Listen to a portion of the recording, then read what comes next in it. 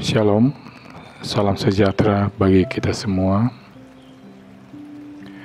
Saat ini kita akan bersama-sama belajar firman Tuhan yang terdapat dalam Maliaki 4 ayat 1 sampai ayat 6. Bunyinya sebagai berikut.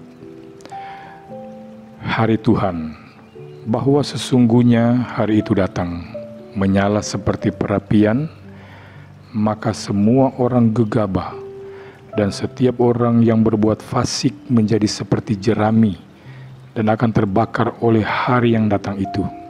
Firman Tuhan semesta alam, sampai tidak ditinggalkannya akar dan cabang mereka. Tetapi kamu yang takut akan namaku, bagimu akan terbit surya kebenaran dengan kesembuhan pada sayapnya.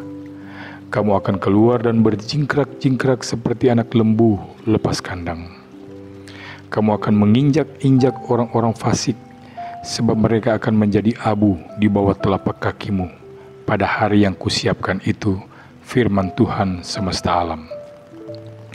Ingatlah kepada Taurat yang telah kuperintahkan kepada Musa, hambaku di gunung Horeb, untuk disampaikan kepada seluruh Israel, yakni ketetapan-ketetapan dan hukum-hukum. Sesungguhnya aku akan mengutus Nabi Elia kepadamu menjelang datangnya hari Tuhan yang besar dan dahsyat itu. Maka ia akan membuat hati bapak-bapak berbalik kepada anak-anaknya dan hati anak-anak kepada bapak-bapaknya, supaya jangan aku datang memukul bumi sehingga musnah. Saudara-saudara yang Kristus kasihi, kata Maliaki artinya utusanku. Ini sesuai dengan maksud dari kitab ini, bahwa Maliaki menjadi utusan yang menyampaikan nubuat Allah. Umat Israel di masa Maliaki mengalami kemunduran rohani. Ini bisa terlihat umat Israel kurang memperhatikan pemberian persembahan korban. Para imam mempersembahkan roti yang cemar, itu terdapat dalam Maliaki 1 ayat 7. Kemudian umat lalai memberikan persepuluhan, terdapat dalam Maliaki 3 ayat 8-10. Dan hidup dalam perkawinan campur dengan bangsa-bangsa yang tidak mengenal Allah. Jadi nubuat Maliaki adalah untuk menegur dosa-dosa Israel dan menyampaikan hukuman Tuhan bagi orang-orang fasik. Tetapi masih ada harapan bagi orang yang bertobat, bahwa orang yang bertobat akan beroleh berkat. Perikop pembacaan kita dalam Maliaki 4 ayat 1-6 ini berbicara tentang hari Tuhan.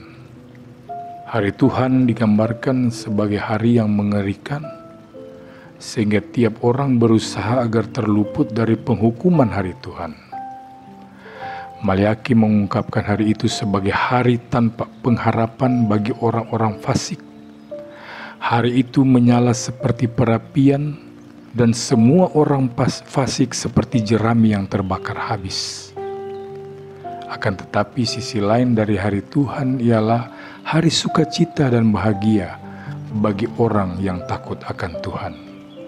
Pada hari itu orang benar bersukacita dan berpesta karena orang jahat dikalahkan dan orang fasik tidak mendapat tempat lagi di bumi.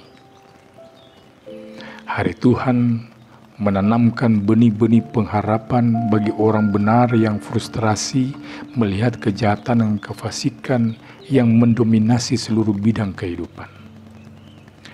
Hari Tuhan memberikan ketegaran dan kekuatan bagi setiap orang yang mencintai Tuhan dan tekun dalam pekerjaannya. Mengikuti jalan Tuhan memang berat, tetapi ada sukacita ketika dapat menjunjung tinggi nilai-nilai luhur dan kekal, yaitu firman Tuhan. Ibarat benih yang ditabur hari ini, kendati banyak kendala dan tantangan, tetapi akan membuahkan buah-buah segar di hari esok. Nubuat mengenai hari Tuhan didahului dengan datangnya Nabi Elia yang akan mempersiapkan hati orang untuk bertobat menyambut hari Tuhan tersebut. Di dalam Perjanjian Baru, Nabi Elia yang dimaksud Maliaki menunjuk pada Yohanes Pembaptis yang mempersiapkan jalan bagi Mesias.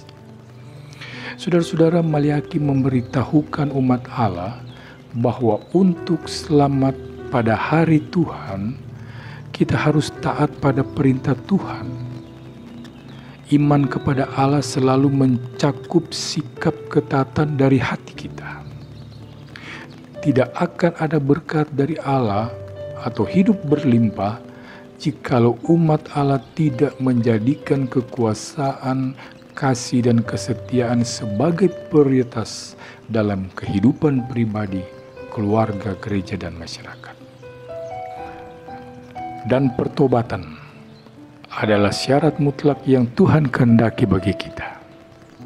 Sebab masih ada kesempatan untuk bertobat sementara kita menantikan hari Tuhan.